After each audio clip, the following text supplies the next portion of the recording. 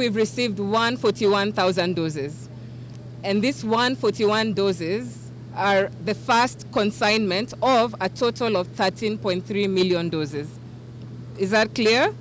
Next week, we are hoping to get another consignment of about 242,000 doses.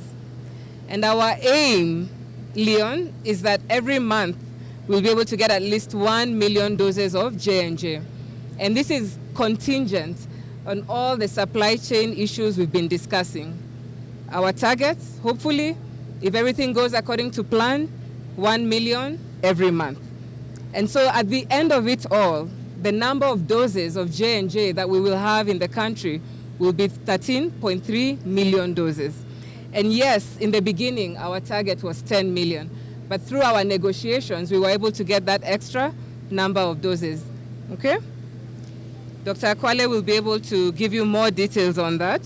The lady from KTN, sorry, you've asked about increasing the vaccination rate, the pace of vaccination.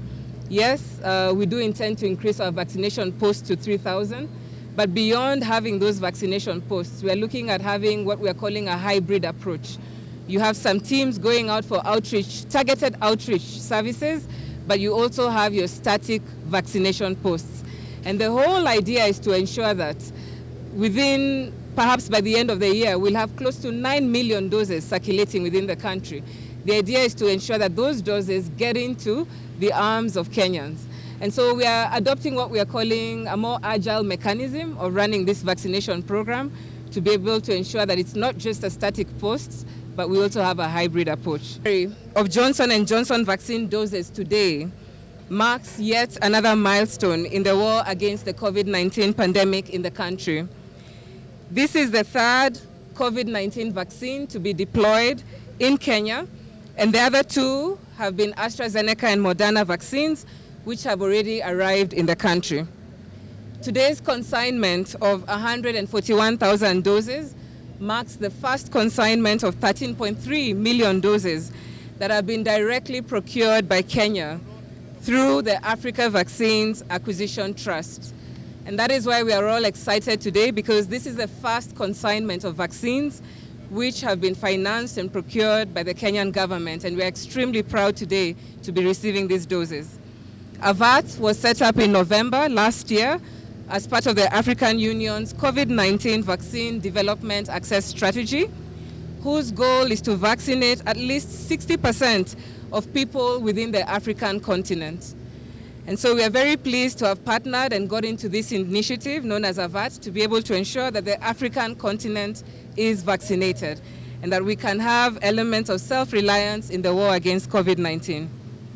Now, Kenya is one of the countries that has endorsed this strategy by the AU, Bureau of Heads of States and Government, under the chairmanship of His Excellency President Cyril Ramaphosa of the Republic of South Africa. And we look forward to a second delivery of 242,000 more doses next week, and more doses coming in the coming weeks. Our target is to be able to have at least 1 million doses coming in every month, so that we can ensure by the end of the year we have a good proportion of Kenyans vaccinated. We are delighted that part of the production of these vaccines that we've received today took place in the African continent as part of the Aspen factory in South Africa. Kenya, through the Multi-Agency on Human Vaccines Manufacturing Committee, is in discussion with Aspen for technical collaboration. And this is with the view of setting up a roadmap towards ensuring that we actually have local manufacturing of vaccines in Kenya.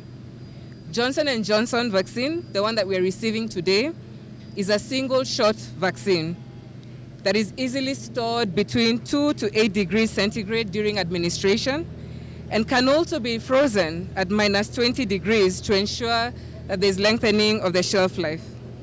This vaccine therefore requires less logistics and operational costs. It is expected to be of great utility, particularly when it comes to reaching the primary healthcare level of our health system, where uptake of vaccine continues to be low. The single-dose administration will ensure that these populations will be fully vaccinated quickly, and we need to take into account, amongst many other variables, the mobile nature of different populations to ensure that they are able to be covered as we fight against the COVID-19 pandemic. The Ministry of Health will therefore prioritize the distribution of the Johnson & Johnson vaccine towards the primary healthcare level. Ladies and gentlemen, on the overall vaccination program, I'm happy to report that we are making good progress. And so far, we've administered 2.8 million doses. Now, in terms of those who've received fully vaccinated covered, we have 810 Kenyans. With the increase in the supply of vaccines, with the increase in the supply of vaccines, as we have previously reported, we are increasing the number of vaccination posts to 3,000 by the end of December. And we shall continue to carry out targeted approaches as well as having a hybrid approach when it comes to the outreach services. However, it is important that we emphasize on two key areas in terms of strengthening our vaccination program and ensuring the participation of every individual in the country. When we look at our most priority group, those who are elderly, those who are above 58 years of age, we take note that those who have received the first dose stand at 240,000, that's 57% of them, and only this proportion has been able to take a first and second dose. So it means those populations over 58 who we've prioritized as a key priority group within the country need to come forward and ensure that they get both their first and second dose to ensure that they're protected as we continue navigating this COVID-19 pandemic. Overall, only 9.3% of our estimated 2.6 million persons above 58 years of age have been fully vaccinated. And we would like to continue to appeal to this population group who, and we continue to remind you, are at most at risk of severe disease to come forward and take advantage of the vaccination program and now the increased availability of vaccines that we have. I would like to also urge those who've already received their first dose of AstraZeneca to ensure that they go ahead and get their second dose. We now have enough stocks within the country, and so there should be no hesitancy when it comes to coming to get your second dose of AstraZeneca. Finally, let me remind Kenyans that all vaccines which we are deploying are safe, they are equally effective, and that we should all come forward and get vaccinated with whichever vaccine is available. And it's important we emphasize this. No vaccine is superior compared to another.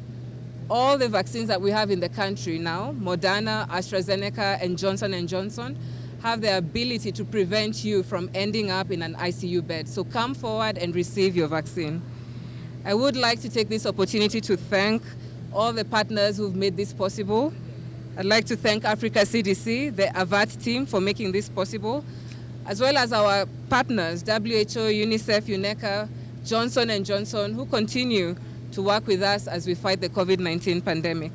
I'd also like to extend our appreciation to our healthcare workers who steadily and robustly are running the vaccination program and are continuing to do a good job in that regard. It's important to remember that one of the key weapons we have against the fight of COVID-19 is the vaccine. And in the coming weeks, we've been repeating in every briefing that we've met you, we have enough doses available, so come forward and get your vaccine.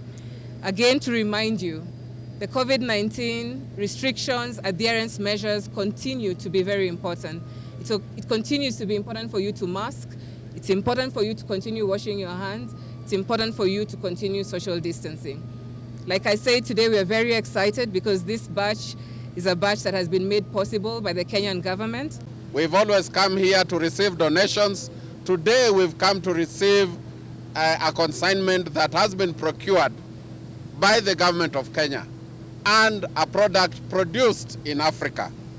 And this is the beginning of a journey where not so far in the distant future, we are going to start producing our own vaccines.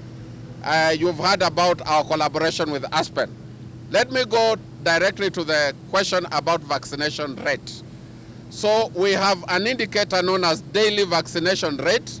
It is usually in our daily update on our website. And if you look at it keenly, about 3 weeks ago we were doing 40,000 vaccinations a day, and it rose to 76,000 a day. Our plan is to attain 80,000 vaccination in a single day by end of September, and by end of December, 150,000 vaccinations a day. And as you will know, this will depend on the availability of vaccines.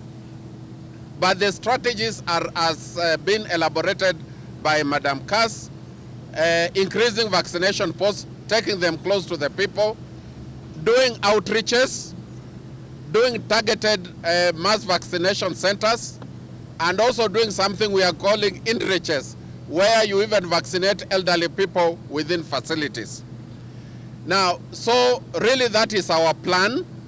You may have realized the last 1 week it was a bit low, is because we were training healthcare workers on the use of Moderna. So we started distributing Moderna early this week. A number of counties now have Moderna, and next week you will see us going back to 40 and above before the end of next week.